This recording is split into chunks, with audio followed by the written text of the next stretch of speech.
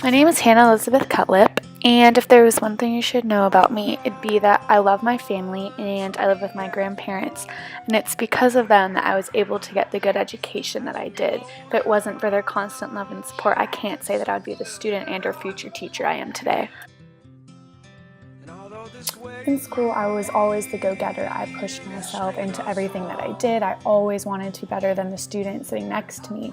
I hate not doing as well as I know I can, and that's always been a driving factor for me. I'd say my biggest weakness as a student is definitely procrastination. Especially last semester, I'd overestimate the time I had, and as a result found myself missing a couple assignments here and there, which also created more stress for myself. So I'm a double major, elementary education and psychology, with a minor in poli-sci. I've always had a passion for working with kids hands-on, and I feel like teaching is the only way to really go about that in the way that I want. And I feel as if psychology will just add to the skills that I really need as a teacher, helping me understand different strengths and weaknesses of children.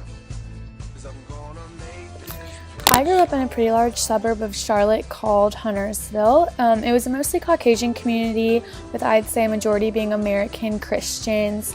It was a pretty typical household where the dad went to work and the mom stayed at home. Many of the dads, I would say, were salesmen or in the business realm in general, while the moms just kind of made sure the neighborhood stayed in place, and as a result we were all really close. I have been fortunate enough to be able to travel frequently. Two international trips really stand out to me, which were Costa Rica and Italy.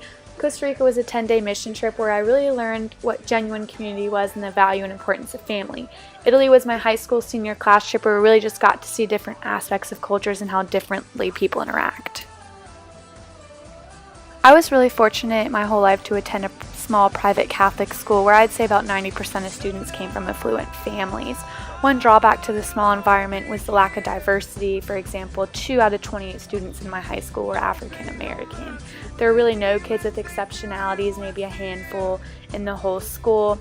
All classes that we took were either college prep, honors, or AP, no standard classes offered. Because we were the first graduating class, I participated in as much as I could. I was the varsity volleyball captain, National Honor Society volunteer hours coordinator, basketball manager.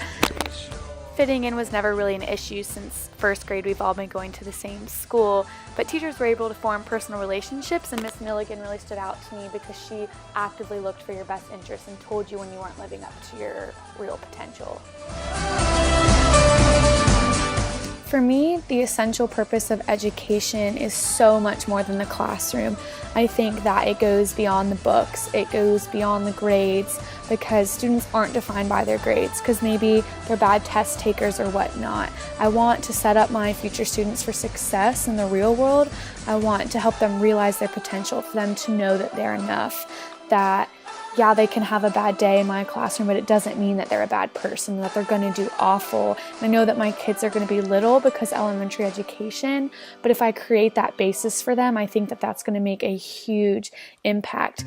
And in regards to the reading about the ones who walked away from Omelas, I would say that it frames my thinking that we can't leave behind one student for the benefit of the other, because I'm doing a disservice. If I just negatively affect one student, I didn't do my job the way that I promised their students and their families that I would do.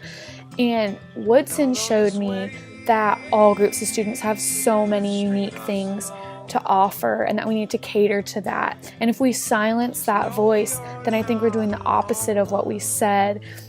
And that how can we even call ourselves teachers or mentors if we're telling them that their voice isn't okay or that it's not right? We need to cater to those needs so that they can express them and grow on them and become the best student that they can be, and realize that that's enough. And I think that that's what's essential to education, that they're not just students that you have from 7 a.m. to 3, that they're people who have such an impact on at such a young age. And I think that that's what's really important, and ultimately what I want to accomplish as a teacher, and hence what I believe is essential to education.